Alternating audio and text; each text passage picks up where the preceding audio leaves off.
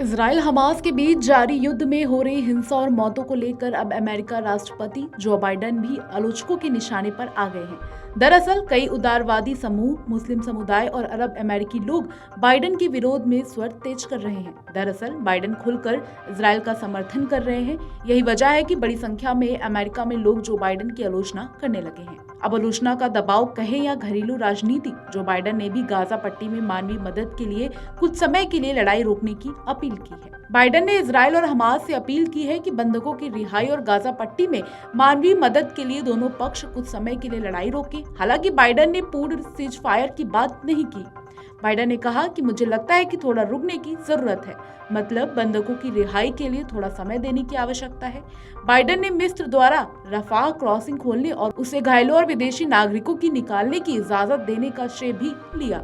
बता दें कि मिस्र ने बुधवार को गाजा पट्टी की सीमा पर मौजूद रफाह क्रॉसिंग को खोल दिया, जहां से कुछ अमेरिकी नागरिक और गंभीर रूप से घायल लोगों को मिस्र जाने की इजाजत दी गई। बता दें कि इजराइल हमास की लड़ाई लंबी खींचने के बाद अमेरिका में राष्ट्रपति जो बाइडेन को आलोचनाओं का सामना करना पड़ रहा है। हाल ही में अमेरिका के मिनेसोटा में फंड जुटाने के लिए एक राजनीतिक कार्यक्रम हुआ, जिसमें राष्ट्रपति जो बाइडेन को विरोध का सामना करना पड़ा। कार्यक्रम में कई लोगों ने इजराइल को खुलकर समर्थन के लिए बाइडेन के खिलाफ विरोध किया।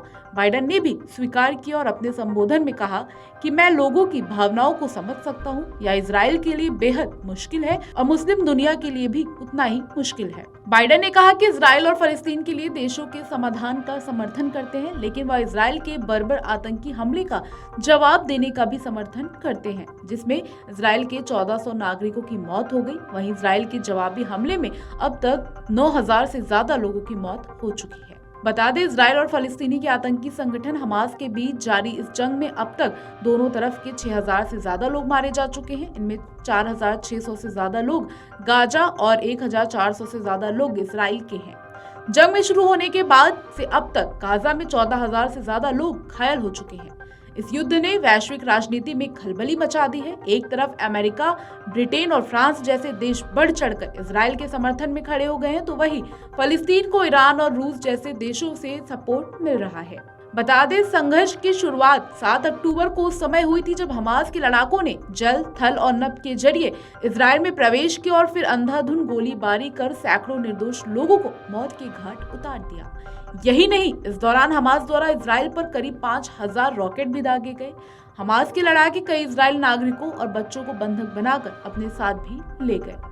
वीडियो डेस्क अमरुजाला.com। अगर आप ये वीडियो YouTube पर देख रहे हैं तो हमारे चैनल को सब्सक्राइब करें और बेल आइकन को दबाना ना भूलें। अगर आप Facebook पर ये वीडियो देख रहे हैं तो हमारे पेज को लाइक करें।